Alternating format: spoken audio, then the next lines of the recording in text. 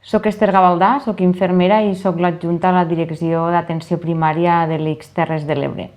L'atenció primària, com a porta d'entrada del sistema sanitari, ofereix a aquests pacients el seguiment en les proves i en tot el seguiment que requereix tot aquest procés. Moltes vegades aquests pacients no havien contactat prèviament amb nosaltres al sistema, perquè és el seu primer contacte en el sistema sanitari, potser abans no havien tingut cap altra patologia que ho requeria, i a partir d'aquest procés moltes vegades ja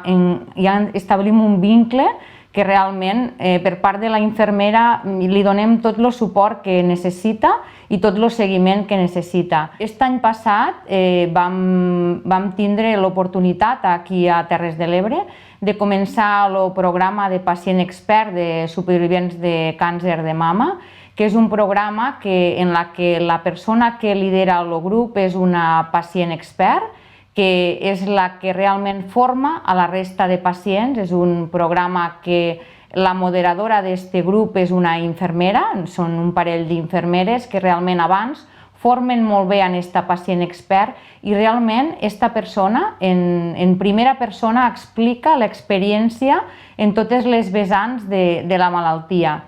És important perquè s'ha fet en diferents patologies, però no s'havia fet